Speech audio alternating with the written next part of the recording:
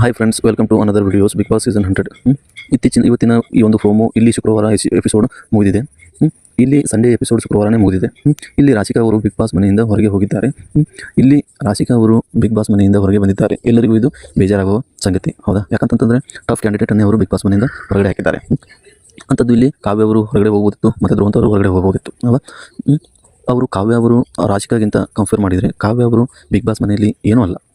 ಗಿಲ್ಲಿಯಿಂದಲೇ ಅವರು ಫೇಮಸ್ ಆದ contestant. ಟಾಸ್ಕ್ನಲ್ಲಿ ರಾಶಿಕಾಗಿಂತ 100% ಎಫರ್ಟ್ಸ್ನ ಆಗ್ತಿದ್ದಿಲ್ಲ weak candidate ಅಂತಾನೆ ಹೇಳ್ಬೋದು, ಹೌದಾ? ಇಲ್ಲಿ ಇತ್ತೀಚಿನ ಒಂದು ದಿನಗಳಲ್ಲಿ ಕಾವ್ಯ ಅವರ ಬಿಹೇವಿಯರ್ ವರ್ತನೆ ನೋಡ್ತಾ ಇರ್ಬೋದು. ಇಲ್ಲಿ ಇಷ್ಟು ದಿನ ಗಿಲ್ಲಿ ಬೇಕಾಗಿತ್ತು, ಹೌದಾ? ಗ್ರ್ಯಾಂಡ್ ಫಿನಾಲೆ ಬಂದಿದೆ, ಇವಾಗ ಗಿಲ್ಲಿ ಅವಶ್ಯಕತೆ ಇಲ್ಲ. ಅದನ್ನು ಹೆಚ್ಚು ಇವಾಗ ನಾವು ಕಾಣ್ಬೋದು ಕೂಡ, ನೆಗ್ಲಿಜೆನ್ಸ್ ಮಾಡ್ತಾ ಇರೋದು ಗೊತ್ತಾಗಿದೆ. ಅವರ ಫ್ಯಾಮಿಲಿ ಬಂದ ತಕ್ಷಣ ಹೇಗೆ ಬಿಹೇವಿಯರ್ ಮಾಡ್ತಾ ಇದ್ದಾರೆ ಅಂತಲೂ ನೀವು ತಿಳ್ಕೊಬೋದು. ಸ್ಟ್ರಾಟಜಿನೂ ಗೊತ್ತು, ಗಿಲ್ಲಿಲಿಂದನೇ ಕಾವ್ಯ ಬಂದಿತ್ತು ಹೊರತು ಇಲ್ಲಿ ಗಿಲ್ಲಿ ಇಲ್ಲ ಅಂದರೆ ಏನೂ ಅಲ್ಲ, ಹೌದಾ? ಇವಾಗ ಕಾವ್ಯ ಅವರು ಯಾವಾಗ ಮನೆಯಿಂದ ಹೊರಗೆ ಹೋಗಬಹುದಿತ್ತು, ಬಟ್ ಇಲ್ಲಿ ಟಾಸ್ಕ್ ವಿನ್ ಅಂತಾನೆ ಹೇಳ್ಬೋದು.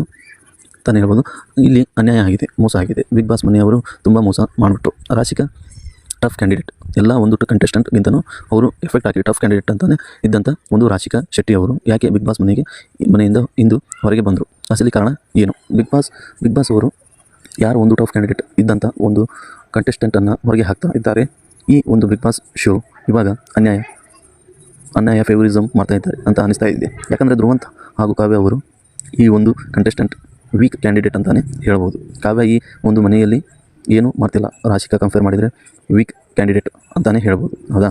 ಇಲ್ಲಿ ರಾಶಿಕಾ ಅವರು ಗ್ರ್ಯಾಂಡ್ ಆಗಿ ಮನೆಗೆ ಬಂದಿದ್ದಾರೆ ಹಾಗೆ, ಬಟ್ ಇಲ್ಲಿ ತುಂಬ ಜನರಿಗೆ ಬೇಜಾರಾಗಿದೆ. ಯಾಕಂತಂದರೆ ರಾಶಿಕಾ ಟಾಪ್ 6 ಇರ್ಬೋದಿತ್ತು ಅಂತ ಅನಿಸ್ತಾ ಇದೆ. ಅಲ್ಲಿ ಬಿಗ್ ಬಾಸ್ ಮನೆಯಲ್ಲಿ ಕೆಲವೊಂದು ದಿನಗಳಿಂದ ಅವರ ಒಂದು ವ್ಯಕ್ತಿತ್ವವನ್ನು ಎಲ್ಲ ಬಿಟ್ಕೊಡ್ತಿಲ್ಲ, ಹೌದಾ? ಯಾರ ಮೇಲೆ ಏನು ಫೇವರಿಸಮ್ ಮಾಡಿದೆ ಅವರೊಂದು ಸ್ಟ್ಯಾಂಡ್ ತಗೋತಿದ್ರು. ಬಟ್ ಇಲ್ಲಿ ಬಿಗ್ ಬಾಸ್ ಮನೆಯಿಂದ ಹೊರಗೆ ಬಂದಿದ್ದು ನನಗೆ ತುಂಬ ನೋವಾಯಿತು, ಬೇಜಾರಾಯಿತು, ಹೌದಾ? ಇಲ್ಲಿ ಬಿಗ್ ಬಾಸ್ ಅವರು ಫೇವರಿಸಮ್ ಮಾಡ್ತಾ ಇದ್ದಾರೆ. ಇಲ್ಲಿ ನೋಡಿ, ನಿನ್ನೆ ಎಪಿಸೋಡ್ನಲ್ಲಿ ಧ್ರುವಂತ್ಗೆ ಈ ಒಂದು ಸೀಸನ್ ಒಂದು ಕಿಚ್ಚನ ಚಪ್ಪಾಳೆ ಅಂತೆ. ಇಲ್ಲಿ ನೋಡಿ ಎಷ್ಟು ಒಂದು ಕಿಚ್ಚನ ಚಪ್ಪಾಳೆನೂ ಕೂಡ ಫೇವರಿಸಮ್ ಮನೆ. ಧ್ರುವಂತ್ ಎಲ್ಲೋ ಒಂದು ಇಂಟ್ರೆಸ್ಟಿಂಗ್ ಆಗಲಿ, ಒಬ್ಬ ಒಂದು ಹೆಣ್ಣು ಗೌರವ ಕೊಡ್ತಾರೆ ಬಿಗ್ ಬಾಸ್ ಮನೆಯಲ್ಲಿ, ಅಂಥವರಿಗೆ ಕಿಚ್ಚನ ಚಪ್ಪಾಳೆ ಇಡ್ಬೋದಲ್ಲ. ಸೀಸನ್ನಲ್ಲಿ ಕಿಚ್ಚನ ಚಪ್ಪಾಳೆ ಅಂತೆ.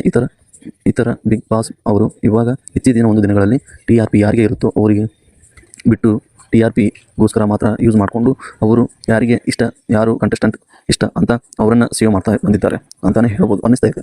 ಇದೇ ಇತ್ತೀಚಿನ ಒಂದು ದಿನಗಳಲ್ಲಿ ಹಾಗೆ ನಡೀತಾ ಇದೆ. ಹೋದ ವಾರನೂ ಸೂರಜ್ ಟಫ್ ಕ್ಯಾಂಡಿಡೇಟ್ ಇದ್ದು ಅವರನ್ನು ನ್ಯಾಮಿನೇಟ್ ಮಾಡಿದ್ದಾರೆ.